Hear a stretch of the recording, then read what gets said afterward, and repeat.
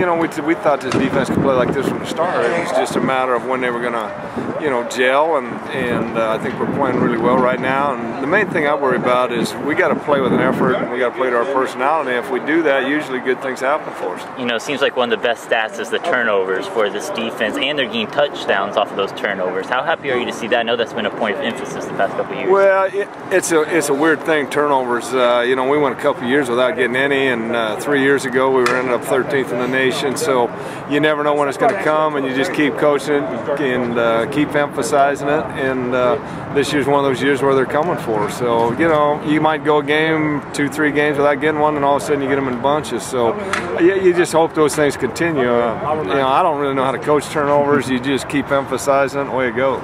Coach Jones and Coach Morrison trying to steal Jagarrett for the offense yet? Well, that'd be nice, but you know, I kind of need him on defense right now. So, you know, he did run well with the ball in that interception. I didn't think he'd come out of there, and he came out of there and scored with it. After the game, all three linebackers talked about the scheme and what was different about your scheme Saturday versus other times? You know, there's nothing really different about it. I mean, we do what we do. We're a fire zone team. We're going to, you know, keep pressure on the offenses. I guess UTEP had a little problem handling all that pressure, but it was just, you know, we do our normal thing, and it just depends upon who we're playing, what pressures we're bringing that week, and we happen to have a pretty good plan.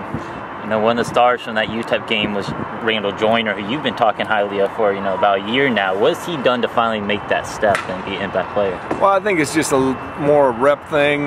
He's getting a lot more experience. The thing that he brings to the team right now is he brings a lot of enthusiasm and leadership, and he's a vocal player, and he had a great game. I mean, that's a career game for him at that point, and I just think he's going to continue to get better. I told the defense we left about 10 plays out there that really would have been a dominating performance for us, and we missed too many sacks. We had a chance at 2, maybe 3 more interceptions, and we got to continue to improve on that.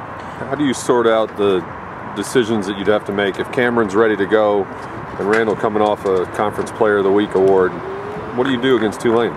Well, I've never believed you bench a kid if he's coming back off an injury when he had the starting position. So you just let him play every other series or however you work your substitutions out, and then you decide who's the best player at the end of that game. So yeah, it's a great problem to have. I wish I had a lot more of those. Shaquille Randolph kind of got thrown into the starting lineup with the injury. What have you thought about him and his performance as a true freshman? You know, I thought he was really good in that game. Wasn't nervous about him going in there. I knew he would be fine, but the thing about Shaquille is he's got great football instincts. You know, you're going to have to live with some growing pains with him being a freshman. He's going to make some mistakes out there. It'd be like playing a freshman at any position, and I thought he played a really good game. He dropped that one interception, but he'll make those plays from here on out, and he had a chance at 2 more, so yeah, we got some room to grow there.